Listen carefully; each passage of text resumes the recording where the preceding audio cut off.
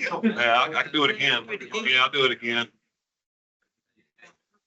I don't want to break the gavel either. I can do that too, but yeah, I know that. Wow. It's only part-time power. But we'll call this TCC meeting to order. First item of action, well, I'll go ahead and do a few housekeeping issues here. Of course, it is an in-person meeting, but we have a hybrid option, and I see the camera is on there for folks that can't be here in person. And our staff's always good about answering questions in the chat. And hopefully you can hear me pretty well. I don't ever have that complaint that you can't hear me. So first item on this agenda, though, is approval of the minutes from last month. But before I do that, there's one thing that's not in your packet, but staff received an email from Mark Corrigan from state of Tennessee that he shared some comments with us last time about ozone rates, and specifically it was item 6 of last month's agenda. That was, in a specific quote, it was, I think, the third sentence of the minutes. Specifically, the sentence was, he shared concerns about ozone rates and potential challenges that could result in the region violating ozone standards, and he asked the members to consider efforts to reduce ozone use. And he recommended that sentence be changed to, he shared concerns about ozone readings and potential challenges that could result in the region violating ozone standards. And he asked the members to consider efforts to reduce ozone precursors. So just a couple of word changes there, and staff's of course agreed to go ahead and make those changes. Those don't appear in your minutes right now, but those changes will be made. Certainly I'll, any other discussion there before I take a motion, but. All right, so I'll take a motion. Got a motion and a second. All those in favor, say aye. Any opposed? Carries. Next item, going to the action items. So transportation improvement program. I'll turn it over to Taylor Lee. Oh, public comment. Sorry, I forgot the public comment. I jumped over an item. Go to public comment. Any members from the public wishing to speak? Don't see any comments. Okay, no comments on. We're giving to the. So the public comment period is closed. So now we'll go on to the the action item. Sorry, I skipped over my own public comment period. Just used to not having anything. So the action items, first item there, item 3A, transportation improvement program. I'll turn it over to Taylor Lee now. Thank you, Mr. Chair. Today we have 10 projects that are being amended, 3 of them new projects to the TIP. Total of just shy of $39 million of federal funds being added to the TIP. The first 2 projects we have are tied together. They're kind of grouped. We have Amendment 22. This is Kirby Road and South Russell Street resurfacing. This is adding approximately $556,000 of federal funds to the TIP. The city of Portland has requested to pull this project off of their small cities grouping page, their 3R page, as a separate project. So this is adding, like I said, roughly 556. And correspondingly, the next TIP Amendment 23. Not only does this have the shift of funds to Kirby Drive and South Russell, we also received the updated allocation balances from TDOT for the small cities. So we incorporated the actual cost. So there's a little bit of funds added, and essentially, I say a little bit, roughly $400,000 added. So with that and the shifted funds, the new balance is going to be just shy of $400,000 of federal funds available in the small cities grouping for the city of Portland. Next, we have Amendment 24. This is for TDEC. This is for their freight vehicle charging infrastructure along Interstate 24 and 65 corridors. This is adding just over $35 million of federal CFI, this charging and fueling infrastructure grant funds to the TIP. This is to establish zero emission vehicle infrastructure hubs in Nashville, featuring charging connections across 25 stations. So these will be primarily for medium and heavy duty vehicles in the 24 and 65 corridors. Next, for Amendment 25, we have the Brentwood signal system upgrades from the city of Brentwood. This is adding funds on the basis of revised estimates for construction, adding just over $700,000 of federal CMAQ funds to fiscal year 25 for construction. We also updated the expected ADA costs. You see the one loan 80/20 80% federal, 20% local line on there has been updated to reflect those updated construction cost estimates for ADA. Next, we have MTA, the MTA building rehabilitation Nestor. We're adding just over 1.4 million of federal 5339 funds to the project for fiscal year 25 implementation. Next is another new project. This is going to be, we're going to create a grouping with the remainder of the 5339. So previously it was unprogrammed funds. We're going to add these to a new grouping page. So between our U 5339, we're adding 688,000 of that federal funds to fiscal year 26, and the Murfreesboro, the 5339M, adding their own separate line, similar to other grouping pages where we have both of our suballocated funds from the urbanized area as a whole, and then Murfreesboro separated out. They're adding just under $150,000 of federal 5339 funds. These funds to be used for capital projects to replace, rehabilitate, and purchase buses, vans, and related equipment, and to construct bus-related facilities. Next, we have the Raymondhurst Parkway at State Route 258 at US 31 West and pedestrian safety improvements in White House. So we're increasing the project cost slightly, adding just under $17,000 of local funds on the basis of increased cost estimate for the project to be able to obligate funds for construction by TDOT. And that's going to the fiscal year 25. So all the fiscal years also been updated to fiscal year 25 to reflect current fiscal year and obligation. That is the totality of the changes for that project. Next, we have for Amendment 29, Lowry Street Multimodal Improvements Phase 3. This is just updating the scope. Previously, the scope included a transit stop from the city of Smyrna. That transit stop is no longer being included on the route. So there's not going to be a stop there. So they're removing the transit stop language from the scope. The new scope will read, this project will add ADA compliant sidewalks and crosswalk on South Lowry Street and on Springs Road to Sam Davis Road in Smyrna. Next, we have another set of two projects that are tied. We have an amendment to our regional active transportation program. We are shifting just shy of $25,000 in federal UTAP funds for fiscal year 25 to TIP ID 2018-76068, which sees the next amendment in our packet. So all we're doing for the grouping is reducing by that amount. And then correspondingly for Amendment 31, Lebanon Road Sidewalk Space U from Mount Juliet, we're adding just shy of $25,000 to fiscal year 25 for NEPA design and construction to cover additional cost overruns in those phases over the life of the project. Thank you, Taylor. Any questions for staff? Mr. Chair, I do have a question for Smyrna and WeGo. Is the bus stop being removed simply because of the lack of funding, or is it still desired to be on the route? Do you know? Not familiar with what stuff this is. I was just trying to look. I apologize. I wasn't even aware this was even in the packet. This is not a project I'm kind of running, so I could provide a good answer to that. I apologize. Well, so for the committee, we may dig into this one a little bit more, have conversation with the locals, and this could be something that changes before it goes to public notice. If there's an opportunity to preserve the stop, if it's still needed, we may be able to shift funds from our transit technology bucket. Yeah, that'd be great. Any other? Yes. On the bus and bus facilities, is that like a bucket?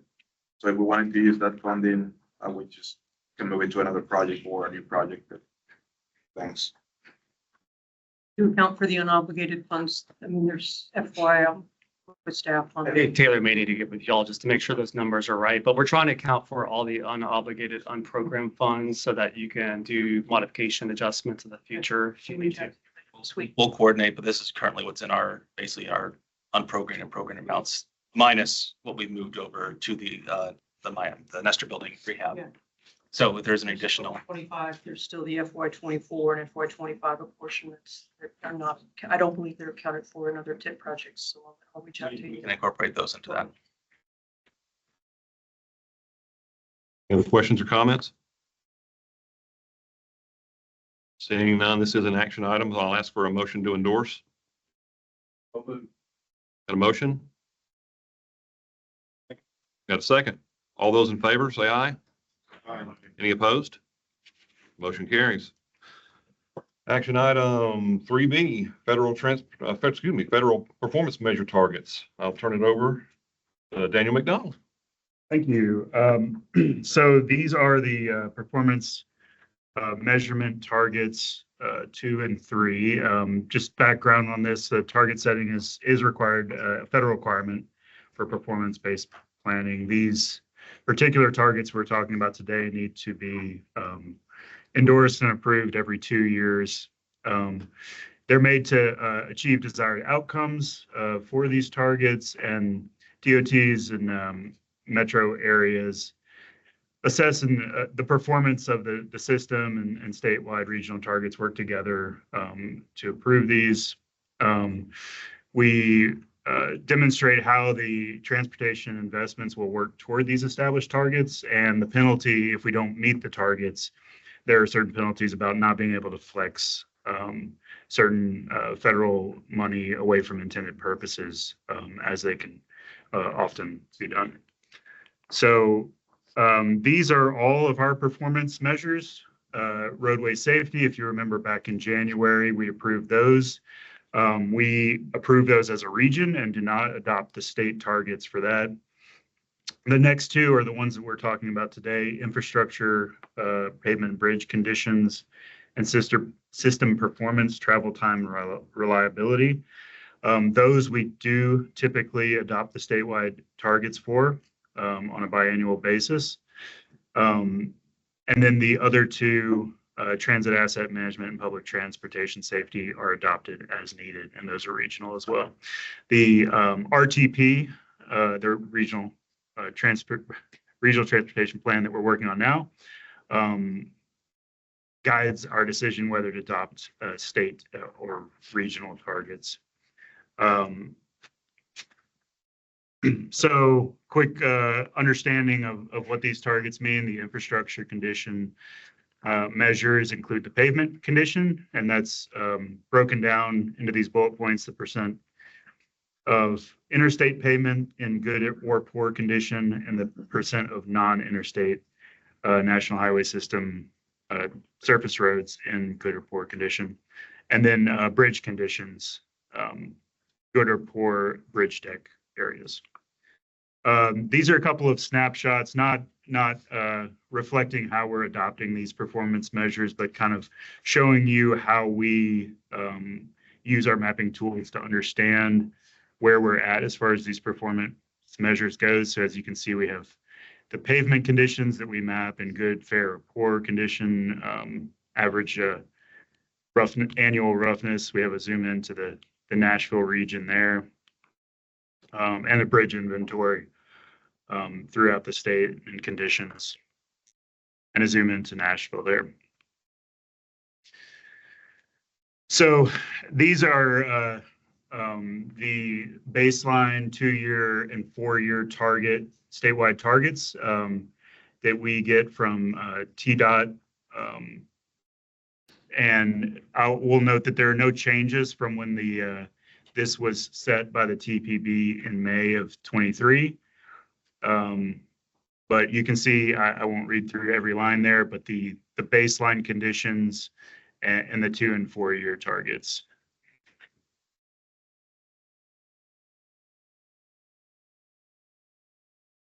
System performance. We are using travel time reliability measures, the percent of person miles traveled on the interstate that we consider reliable, and then on non-interstate NHS routes that are reliable. And then an additional metric there is freight-specific travel time reliability index. And similarly, this kind of shows how we are mapping and basing that reliability for our decisions, and the PDOT statewide targets that we are recommending for endorsement today.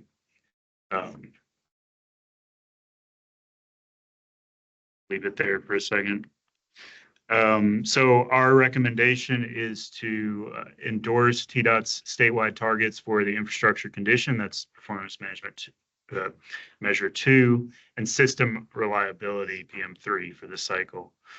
And then, of course, as we're doing the 2050 RTP update, we are going to consider the regional target setting, whether it's more appropriate to set our own, such as we do for safety, or continue to adopt the statewide targets.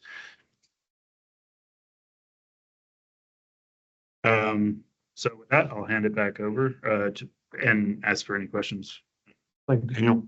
Excuse me. Thank you, Daniel. Any questions for staff?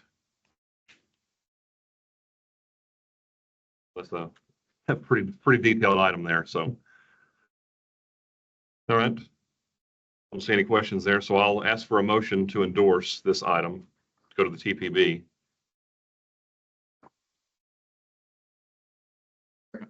Motion and a second. All those in favor? Any opposed? Motion carries. Action item 3A, Regional Transportation Plan, Draft Policy Framework. I'll turn this over to Mr. Michael Skipper. Thank you, Mr. Chair. Good morning, everyone. We have for your consideration a request to endorse the draft policy framework for the upcoming update to the Regional Transportation Plan. This is an item that we've talked with you about over the course of a few meetings over the last 18 months or so. What's really important about today is just documenting local support, principally for the goals and objectives that we will use to evaluate proposed improvements to the transportation system to make sure they're consistent with where we're trying to get as a region. Today's action doesn't finalize these. You're just essentially documenting your support for these so we can move on in the process. Goals and objectives can continue to shift, to go through the planning process and continue to receive feedback from stakeholders and the general public. But considering their importance to the way we score and prioritize projects for the RTP, it would be good to get everybody on record as generally being in alignment with what we have for you. The proposed goals and objectives are the starting point for these were those that were included in the adopted 2045 plan, which was adopted back in February of 2021. Over the last several weeks, you've had an opportunity to review those and to provide feedback to us through an online forum. And some of you did do that work, and I really appreciate the input. And so what we have for you today is an updated policy framework to present to you based on that feedback. You have in your handout your packet a handout that is color coded, and I'll walk you through those colors in a minute. But simply, the framework includes an overview of our call for projects, the decision-making authority of the Transportation Policy Board, the shared responsibilities of all the participating jurisdictions, including municipal governments, county governments, transit agencies, the state DOT, and other partners that would be involved in the implementation of projects that are identified in the regional transportation plan. We also like to include in the framework an acknowledgement of the key regional issues and concerns that we're seeking to address, which sometimes transcend getting people from A to B quickest way possible. And then really the focus of the framework is to establish our guiding principles, which are overarching how are we saying that? Overarching principles, I guess, is no better word than the word that we're using, sort of just the big picture, what we're trying to achieve, and then goals and objectives here. So looking at the color coding, we're really just kind of focused on those principles, goals, and objectives. Based on the feedback we received, the yellow indicates places where we're making text edits, and the green are additions to the language. So in terms of text edits, if you look under issues and concerns, rapid pace of growth and development is the language that we want to incorporate to the framework. It used to say rapid pace of change. I think we wanted to be more specific based on the feedback that we got in terms of the change related to the growth and development that we're experiencing across the region. There were comments regarding the way we were acknowledging issues around affordability and the notion that there's increase in housing costs leading to loss of affordability for housing, but there are other aspects of our life that are also increasing in costs. And so making a distinction within that statement about there is a declining of housing affordability, but also growing costs of living that we need to be able to address through our community planning. And then we added an issue, a concern that we wanted to make sure that was reflected in the framework. Make sure that we're doing everything we can to address the increased risks from flooding and other extreme weather events, which are becoming more frequent and more devastating. So the notion of resiliency and making sure that our roads and bridges and public transit systems are maybe firstly not put in harm's way, but two, when it's unavoidable, to make sure that we're designing those facilities in a way that could withstand extreme weather events. Moving on to guiding principles, there was some feedback for us regarding the principle of diversity. I think most of this feedback was reflective of the narrative around the executive orders with the current administration. And so the focus has always been, from our perspective in using the word diversity, is really kind of twofold. One is to make sure that we are not putting our eggs in one basket with respect to our solution for transportation mobility, is that we have a diverse set of options and choices for Middle Tennesseans and the business community moving forward. That's still reflected here. And then also just making sure that we were sensitive to the diversity within local context. And so there's some revision here just to clarify that anything that we do from a regional perspective really needs to be respectful and sensitive to the local context, whatever that context is. So there is some text edits to that guiding principle. And then the only other change that we've made in terms of the language of the framework based on the feedback that you provided is through under goal number 5, objective 19. This was an objective that used to explicitly call out vulnerable communities, and feedback that we got, again, just reflective of the national narrative around the executive orders, was to broaden that out to be focused on minimizing impacts of all communities. We chose to use the word local because, again, going back to the idea that whatever we're doing from a regional perspective needs to be sensitive to that local context. So those are the proposed revisions that we have for you based on the feedback that you all provided over the last several weeks. We'd love to get your support for these on record and ask you to continue to give us your feedback as we go through the remainder of the process. These can continue to shift, but as we begin to evaluate projects, we really need to settle in on those big picture items. Mr. Chair, I'll entertain questions. Thank you, Michael. Any questions for Michael or staff? Yes, sir. Under associated issues and concerns, I think, the 5th bullet about lack of public transportation options. Is there a way to maybe rephrase that? I understand what it's trying to convey, and I agree, but it also sounds to me like there's no options at all. And I agree that the options that we currently have are not the best, and probably regionally speaking, there's a lot of for improvement. But if we can make that statement a little bit more supposed to lack limited, or most. Improved or increased. I would like to add the word regional there somewhere, and maybe connectivity or limited or something like that. Maybe it could be a more positively framed, like growing demand for regional public transit options or something. Yeah.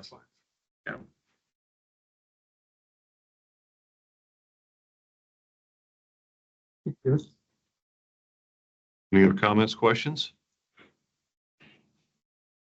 Well, I mean, I mentioned one thing that I did not think to put in the survey, and I should have, but this is actually a better place for that discussion. One thing I've had some discussion with colleagues about, as far as policy framework and something that's not in there, and I didn't really think about it until, like I said afterwards, and I hate to use the word shovel ready because it doesn't necessarily apply only to construction, but project readiness and how that could apply to some of the projects and how we prioritize them. And a good example of that would be some projects you don't necessarily have to go through the right-of-way phase for. So, and I give an instance on like a multimodal trail or a sidewalk that could already be within right-of-way. That's a whole phase you get to essentially skip. You still have to go through the paperwork part of the phase, but you don't actually have to acquire anything. Or on a major roadway project, years ago, we actually were smart enough to go through and actually could afford to go through and purchase all the right-of-way for a 4-lane highway. And sometimes now when we widen those 2-lane highways that were originally built, essentially the right of ways there. And there's a lot of those highways that are still out there that need to be widened. Well, that knocks off a significant amount of time, which affects not only the time to deliver a project, but it also affects the cost to deliver that project, because that's, the delay there affects the cost and the inflation. So just something I'd like to mention. Maybe that's not a huge priority there, but I think it certainly affects, apples to apples comparison to a project. If you got project A, project B, and the only difference is I can deliver one faster than the other one, that might be something to consider there. We agree, and it's actually embedded in the scoring Okay. criteria. I thought it might be. In terms of shovel readiness, there's two parts of this from our perspective, and we could be more explicit in our objectives. We could add, it's going to ruin our rules of 4 here, but we'll I don't want to ruin the aesthetics, we'll deal with that. but I am an engineer, so we don't care about aesthetics. But I think having an objective to finish shovel-ready projects and to get projects shovel-ready, those are two different things, but equally important. A lot of times in our region, because we lack sufficient resources to move forward on projects, we kind of just wait around till we think we have the resources before we even do that initial planning and engineering to get something shovel-ready, which puts us at a disadvantage when big discretionary pots of money are being made available. So one is like encouraging locals to do local investment in the front end planning to get something closer to shovel ready and not waiting around. And then on the back end, and TDOT's really been realigning its strategy to this other point, which is finish the projects that we've started. Right. And that's kind of why I hate using the word shovel ready and applying it only construction, but really project readiness is really what I was hitting for. So, but thank you for that discussion. Any other comments, questions? Okay. So this is an action item, and we'll look for a motion to endorse the draft policy framework, or the updated draft policy framework for the TPB with the comments. Yes, with comments. Got a motion? Looking for a second? Got a second? All those in favor say aye. Any opposed? Motion carries. Move on to the informational items. Update on the RTP activities. Like this goes to Michael again. Up goes to Daniel again. So, thank you. Yeah, just wanted to, we'll trade off a couple of times here. Matthew will give you an update on the county workshops. But just wanted to kind of review with you where we're at in the timeline, in the process. You all have been working hard to get us submissions into the RTP app for new start projects, for projects that are carrying over from the RTP and the TIP. We just finished our rounds of county workshops with you all, which I thought were very positive and very helpful. We're in the May timeframe, as you can see there in orange, where we've just endorsed a policy framework and had some good discussion about that. We are also, and we'll touch on it in a minute, creating our financial assumptions, which have a lot to do with our revenue forecasts and inflation rates throughout the next 25 years. And in the next 2 months, June and July, over the summer, we're going to work through the needs assessment, what's potentially missing, the initial project evaluations, and we'll do another round of county workshops to give you our draft kind of priorities as they came from those assessments. And then, as you've heard us say several times, we'll really be refining those base year cost estimates and doing another final round of county workshops in August to really nail down the project lists and what this is going to look like, because as we move into the September, August, November timeframe, we really need to get that first draft of the plan. And then in the November, December, we'll focus down on the illustrative priorities, which I think I've explained and highlighted at some of the county workshops, to make sure even those projects that aren't in the fiscally constrained portion of the plan are highlighted as an important need in our region. We'll move through January for the final draft of the plan and the final plan adoption in March. So I'll turn it over to Matthew to talk a little bit about the results and from the county level workshops. Yeah, and a lot of you are obviously familiar. We've been spending a lot of time with you in the last 3 to 4 weeks. Thank you, everyone, for your time.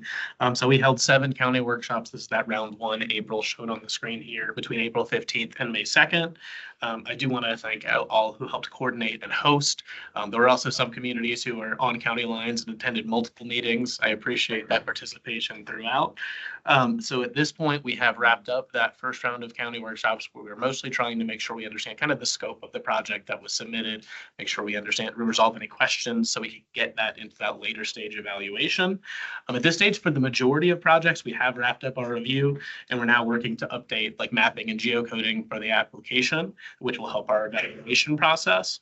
There are a handful of projects or a handful of meetings where we noted some follow-up meetings where maybe we need to follow up to get a planning document from you or to clarify some scope. We have documented all of those as of today, and we'll be following up with you in the next week or so to make sure we resolve any final questions there. I will say, especially some of the county workshops that happened in the last week, I know there were a few communities that flagged a need to submit a few more projects. I would ask if you can prioritize getting that into the RTP application as soon as possible, just so we can move those into that evaluation process. That said, looking forward, there are going to be 2 more rounds of county workshops coming up. Daniel hinted to some of these a bit already, but I'll review them in a little bit more detail here. So in July, we will come back to you. We will have done a preliminary phase of evaluation and prioritization on these projects. We'll be discussing those with you, for one, to make sure we understood the project fully, but 2, to see if there's anything that we flagged as ways to potentially modify the project scope to kind of better fit that prioritization process to kind of bump that project up a bit here. In round 3 in August, that's really kind of the last round. We're finalizing those details and making sure we're getting all the details buttoned up, the cost estimates, the scheduling and scope, and we'll be answering any questions you have about how we've prioritized for that fiscal constrained project list. We can go to the next slide here. So you do have in your packets today the candidate project list as of late last night. So like I said, I do expect a few more communities may submit a few projects here. And I'll also note we saw the TDOT 10-year plan come out, I think, this morning. So there's a little bit of coordination we're still doing with TDOT to get those projects there. As shown, there are 394 applications at the moment. That's about 75 more than you saw in the last time you looked at the packet. Right now, like I said, we're still resolving how we notate some of the old TDOT projects. But as currently shown, about 13% of the projects applications are TDOT, and still about 22% of the ask there is TDOT. Like I said, next steps, we're starting to do geocoding on all these projects. We did ask those questions to you in those workshops. That allows us to do our prioritization and scoring based on the metrics we've talked about. We'll be moving to independent cost estimates, and we'll also be doing kind of a qualitative review and staff assessments on these projects. So next steps for you, you have that candidate list. Please look over it, make sure we're not missing something. We didn't miss a note that we talked about before, misunderstand it. We'd like to get those comments by the 14th if possible. A little bit after that, we don't have an exact date, but May to June, we will be sending out an online map basically that allows you to see if we have geocoded the projects correctly, make sure we understand the spatial elements of the project. And then as we move into those county workshops in June, July, we'll get a chance to review the comments that staff have made on those evaluations and make sure we're all understanding the projects correctly together.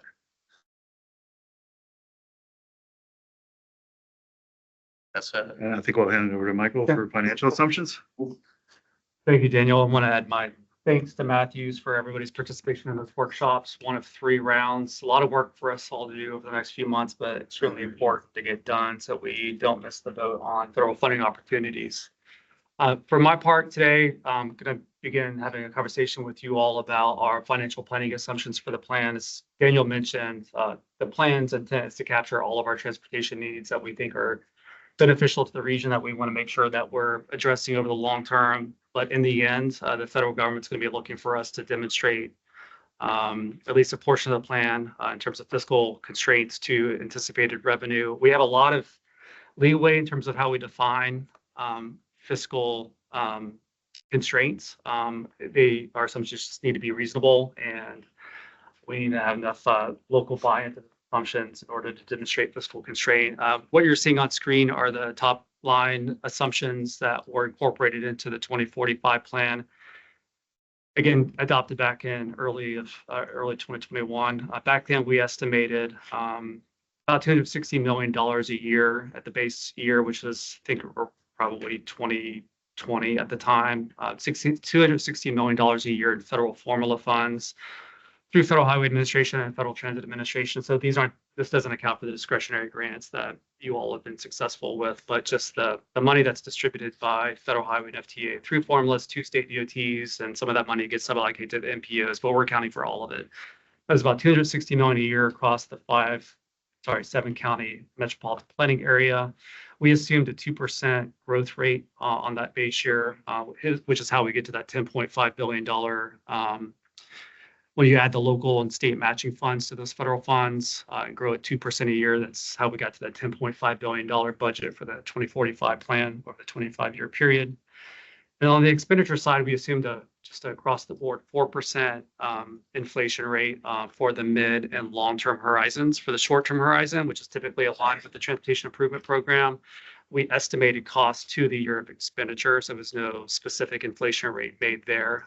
So any project that was going to be implemented beyond the life of the TIP, we essentially inflated the cost of the present day value of that project by 4% per year. The way we did that is, say a project fell within the midterm horizon, which for us for 2050 will be the 2030 to 2040 horizon.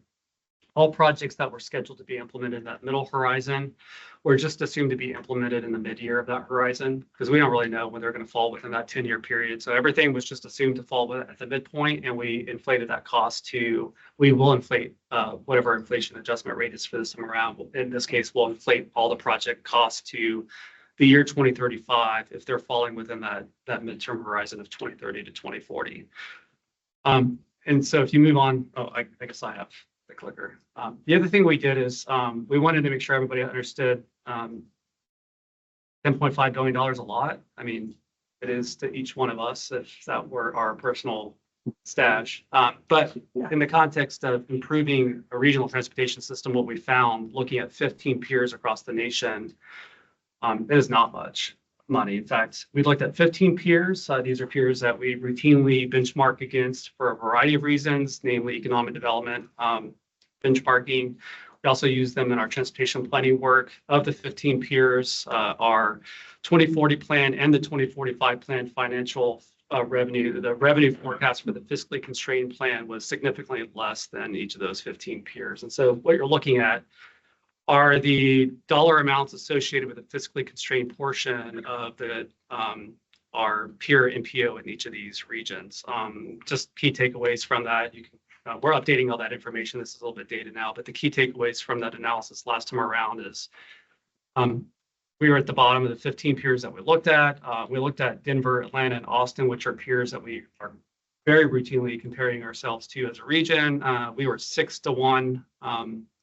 Denver 6-1 per capita in terms of investment per capita over what we have in our regional transportation plan. Atlanta is 3-1 and Austin is 2-1. The biggest differences between the fiscally constrained plans, though, tend to be the significance of the degree to which there's local dedicated funding or regional dedicated funding for transportation projects. Like Denver, for example, has the penny sales tax dedicated to the regional transportation district, the regional transportation authority.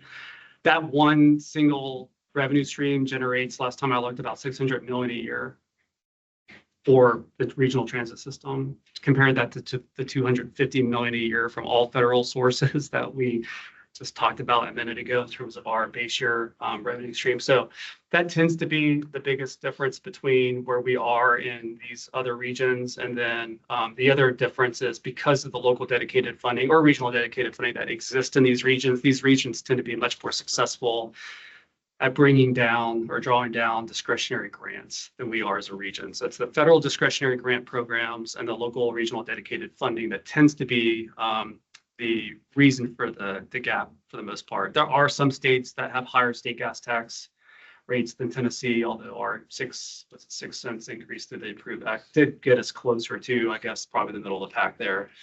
But it tends to be the things that we can control locally in terms of dedicating funding to transportation and then going after additional discretionary grants.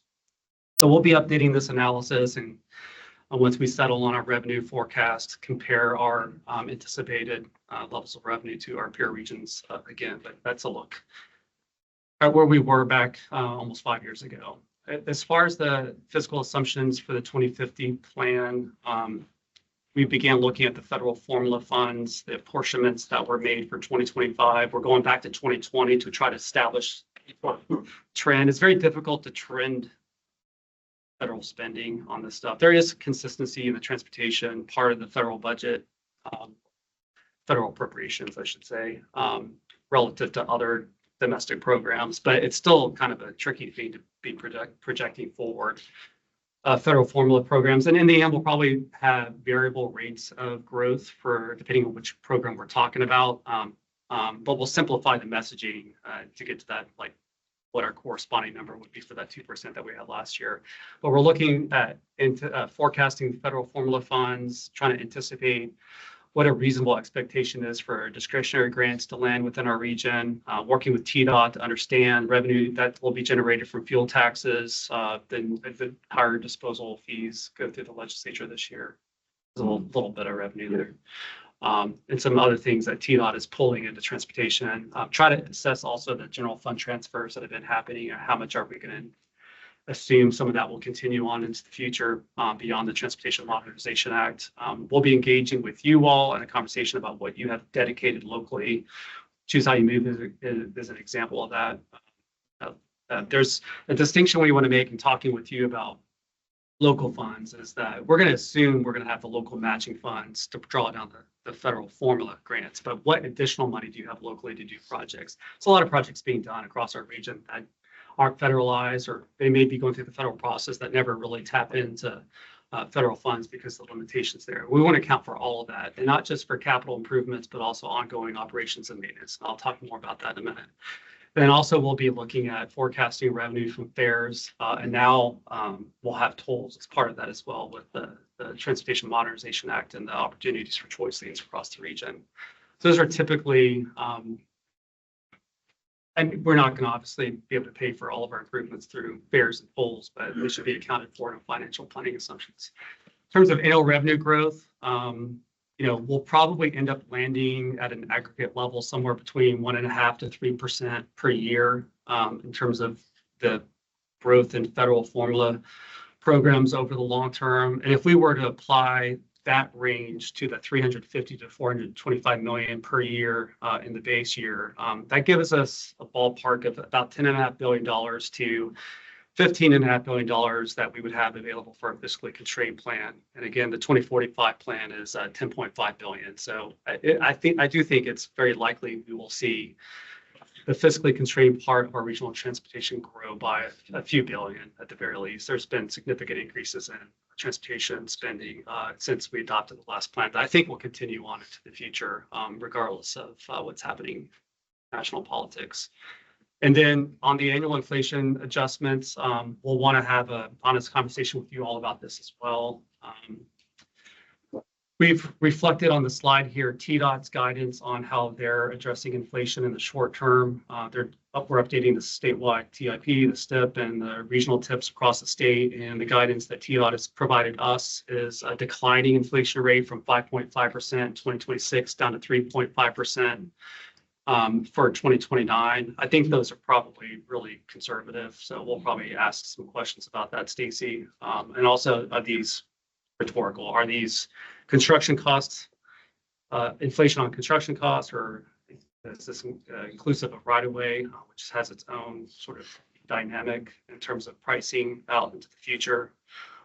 But that does the 5.5 declining down to 3.5 by 2029 is what TDOT is looking at. And then we'll very likely have somewhere in the ballpark of 4 to 5 to 6% inflation in the short and midterm, in the mid and long term. And again, that'll be applied to the midpoint year within those horizons.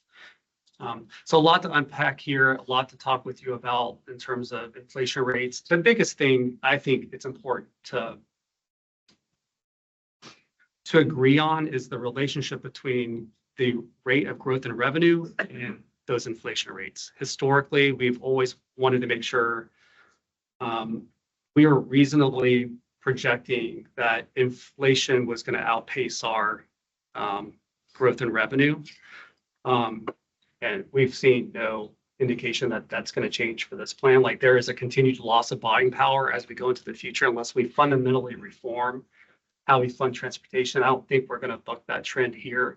So as long as that relationship is, we all are comfortable with that assumption that inflation's outpacing growth in revenue, I think, we'll have a reasonable assumption for our fiscally constrained plan moving forward, whether it's 4% versus 2%, 5% versus 3%. A lot of that stuff is going to be offsetting anyway if we start tinkering too much with these percentages. It's more about getting that relationship right and modeling that out into the future.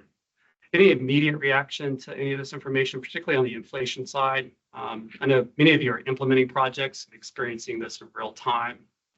I can offer some clarity to your question about the decreasing short-term inflation rates. Construction, we are seeing, having bid several projects recently, right around the 2019, 2020, 2021, we saw those huge spikes based on COVID. Just because a lot of people really didn't know what was going on. We did see those spikes, pretty extreme spikes in inflation for construction costs, but we have seen that come back down. So I think, yeah, so if that's what you're getting recommendations to see that drop a little bit, that is construction focused, because no, you're not seeing the design costs are not coming down. So yeah, the consultants aren't charging less money. And right-of-way costs, so property costs, no, that's not going down. Those, if you go back and look at 2020, I was just looking at property costs today for a property that's on one of our projects. It was a house that sold, and this Rexy property cost, just median property cost in the area, from 2020 to 2022, the price of that house went from, or the estimate for that house went from $600,000 to over $1.1 million in 2 years. So no, the right-of-way costs are extreme. So yeah, that's what you're gaining back in construction. I think you're losing quite a bit in right of way and just not so much in design, because it's not like we're seeing a huge spike there, but those costs are just rising with inflation, I think. But your right of way costs right now are pretty extreme, what we're seeing go up. Any other reactions? Experiences? Anything you want to share, Stacy? I think you covered it well. Again, we realize those are conservative estimates on inflation, and again, those big unknowns like the right of way doubling, over a 2-year period. So we're seeing a lot of the same. I think I'll, before I get into what we are asking of you, I think I'll include our thoughts about the assumptions here by just saying it does us no good to try to game this in terms of trying to squeeze out as many projects in the plan as possible. In fact, that ends up leading to really inefficient use of our funds when we end up splitting the pie. There's a finite amount of money, and when we try to accommodate too many projects, we're not giving any of those projects sufficient money to move forward. So then they get stalled out waiting on money. Or they're racing each other. And then the money we have programmed is just sitting there. It's not being used. It's a counterintuitive message back to DC. We're not obligating our funds. So like it's to our advantage, I think, to be as conservative as possible in terms of revenue forecasts and as, and maybe as, I don't know, as conservative as possible on the inflation rates as well, so that I'd rather be in a situation where we're coming in under budget and being able to shift that money to something else versus everything is just stalling out waiting on money because we just didn't put enough money on the projects to begin with. So let's be real honest about these inflation rates. And if we need to engage the consultant community on a better way of approaching the right-of-way cost estimation as part of our process, we're happy to do that. We've got some great consultants on roster available to help us out with that. Yeah, that was the hardest thing for us to get a hold of was the right-of-way costs. Because actually, we're doing construction cost estimates on larger projects. We were lucky to actually see our costs come in lower than what construction estimates were proposing based on recent estimates. As far as what we need from you, we haven't developed a tool to collect this information from you yet, but you could be thinking on these questions. But basically, how much are you spending locally on transportation for operations and maintenance, capital improvements? How reliant are you on the federal and state funding pots versus how much are you doing sort of on your own through the development community or your local budgeting process? Are you looking at changing tax rates, dedicating a portion of that to transportation and improvement program. So these are questions you asked a few years ago as we updated the 2045 plan that we'll be asking again this time around. And then staff will reach out to you with probably an easy to fill out form to be able to provide that information. But I would wait until we do that before you start looking into this information. And we are familiar with the CAFRs and the local budgets that are available online, but it's very difficult sometimes to tease out of those documents the level of detail that we need to put good thought into the spending that you have going on locally. Any questions about this? Mr. Chair, that is, unless there's anything else from you all in terms of planning activities, I think that concludes this item of the agenda. Thank you for all your hard work on this. I know it's a lot of effort to do this, but we appreciate it. We definitely appreciate it when we get that federal funding. We'll move on to the regular reports. First off, kick us off, TDOT report. Stacy? Sure. Thank you. So the press release went out yesterday and I've shared that with staff and they should be sending that out to you all today if they've not already done that. But there's a lot of information in there. A couple of things you said, obviously project readiness is a big, huge component. You know, we've had about 1,000 projects that were going on at the same time. And we've obviously, you know, cut that down as part of the 10-year plan. A lot of that component is project readiness. So it's a good conversation. So I'm going to hit on a few highlights on that. So again, we did the two releases of the plan. You all saw the earlier release, I guess about a month ago. And again, I'll reiterate that we'll give a more detailed presentation at the upcoming meetings. Everything's kind of hot off the press now, so hopefully I'll have some additional detail as well. And so the second part of that was released yesterday as part of the governor's budget. So it includes 80 million reoccurring and 1 billion non-reoccurring dollars.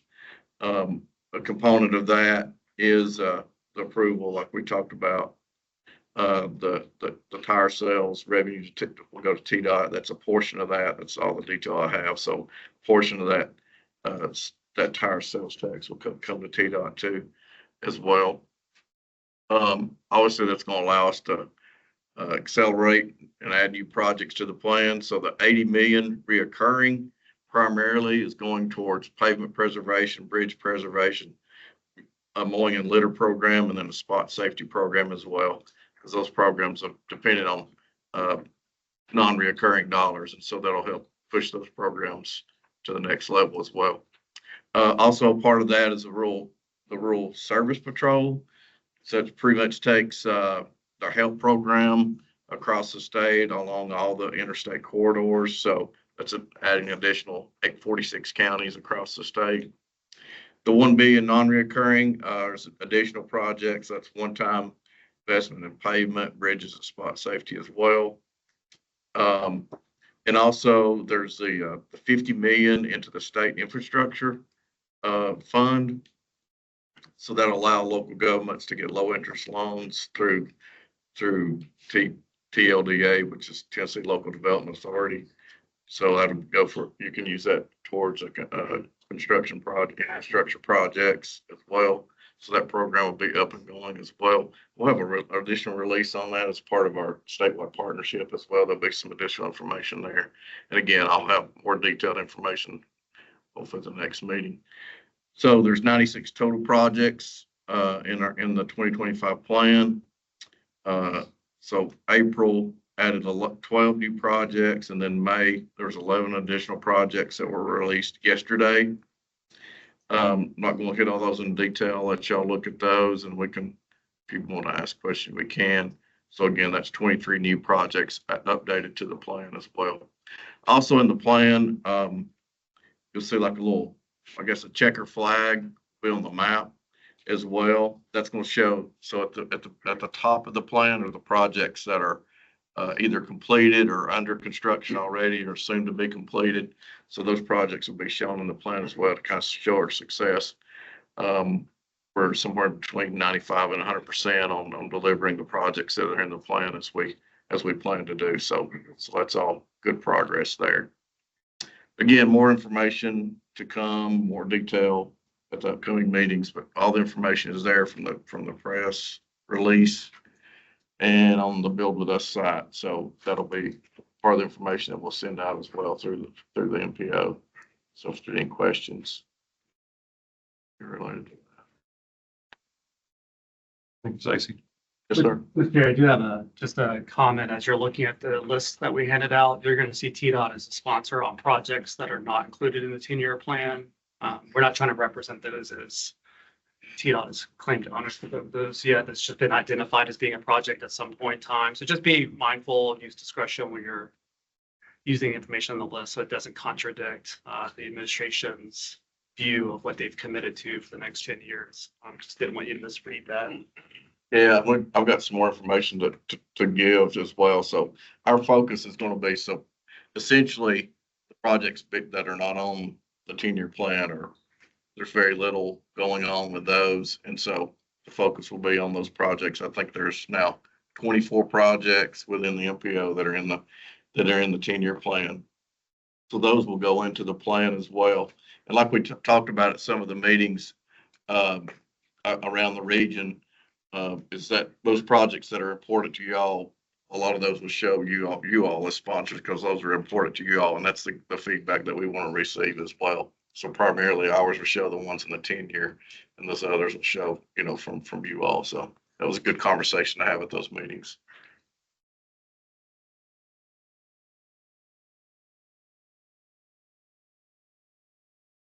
Any questions for Stacy? Good information. Thank you. Anything else? Repeat up. Oh, that's it. Okay, good. Now it'll be time for the chair's report. Since I don't have anything, so that'll be a quick chair's report. I'll move on to staff report. All right, turn it over to Taylor for the tip status report. Yes, thank you very much. So this one's kind of a short cycle, about 3 weeks. The last one's March 4th. This is March 26th period. So not quite as much time as usual. We should have the April, usually about the first or second week of the month, we get the previous month's obligations from TDOT. So I imagine it could be in this week. So I imagine for TPB, we should have through the end of April for obligations. But we are at now 63% of the last time period and 60% obligation rate. So slipped just a little bit from where we're at. We're pretty much equal there or even for a long time. So if you go, I won't go into too much detail for figures 3 and 4. We should talk about the obligations from this last month. But one thing I'll note out is we do have for the grant opportunities, we do have an active federal grant, the State Fees for All, is open until June 26. So that's kind of the last couple of status reports have not had any active grants. So we're happy to see that one is included on there.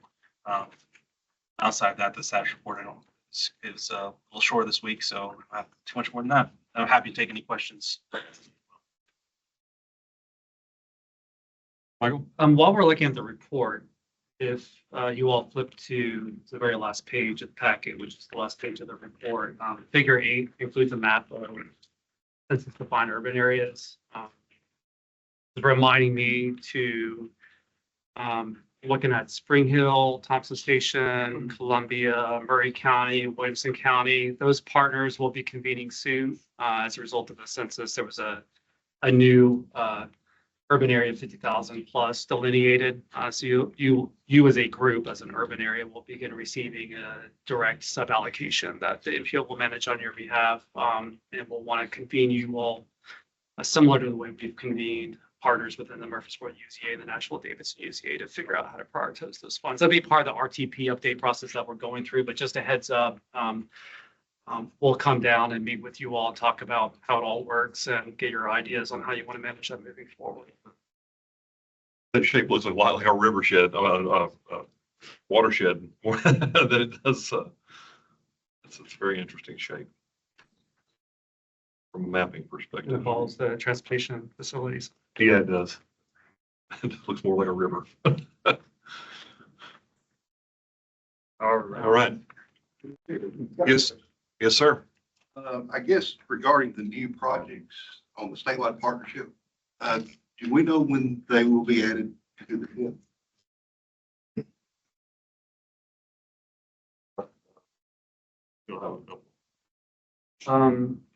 For the new announcements, have we received the details?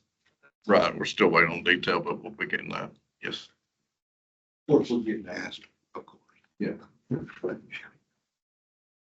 Is that like maybe before we have the new tip developed this fall? That's a conversation we need to have because I've been thinking about that same thing across the state.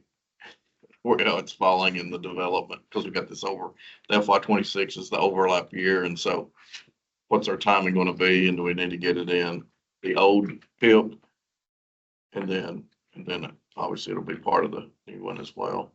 So yeah, that's the conversation that we're going to have with MPOs across the state. And our eye towards that, Jim, would be to try as best as we can to get it into the new tip, which should be approved by the board. I think November is when we're planning to do that. What's it? I think November is what we've identified for that. Yeah, thanks for bringing that up. But yeah, that's a statewide issue for me. All right, the last note on the staff report is upcoming meetings, just two of them to note here. May 21st, the Transportation Policy Board, where we will do some of the same approvals of the actions today, tip amendments, PM2 and PM3 performance targets, the policy framework, financial assumptions, and then added to that list is the programming committee appointments. And on June 4th is our next TCC meeting. We will be doing tip amendments, maybe not for the off cycle. But the important one to note is we're going to present the draft UPWP, which we've been working on. Thank you all for submitting your planning studies to that. You can expect us to reach out with any questions, maybe things that we have found that weren't reflected in what you submitted.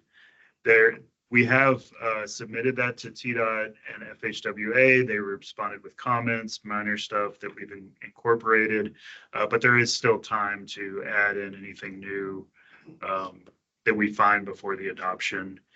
And that will go to the full TPP in July. And again, continuing to talk about the RTP activities. So, any questions on that? I think that is our close. Thank you, Daniel. Oh, one more from Taylor. I didn't know if you wanted to talk about the UTAP possible lapsing, but the request for projects. Mention that again. Yeah. Oh, yeah, just so we have some of our fiscal year 25 TAP funds that are due to lapse this year. We talked about it at the last TCC meeting. We got a few submittals or requests.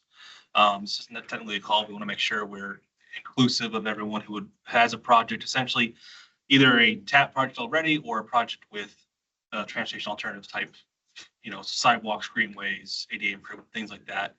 And those need to be ready for obligation by September 30th. So I think the best ones either for projects that are in construction already that have overruns, or if you know that a phase is coming up, maybe let's say you're going to design. In a month or two, if we have SVG funds on there, we could swap TAP. So a lot of it's going to be a swap, but it's just if you have anything that has those kind of transportation alternative type work on it. So it doesn't necessarily be a TAP project right now, but just have those components. We're happy to hear that. We'll make sure that we basically hear from everyone if they have any requests. If not, we'll be reaching out asking if your projects that we're going through the tip have any availability for us to put money on there, possibly, like I said, to swap out with those to make sure those TAP funds don't lapse. That's a good opportunity. I mean, we've actually submitted for grants like that in the past and been successful in being able to swap out and get additional STBG funds from our existing project and then get TAP funds for the sidewalk for the multimodal trail components. So it's an interesting way to get additional funds when you need funds. All right. Thank you, Tyler. Any other business before this body? Seeing none, I'll ask for a motion to adjourn.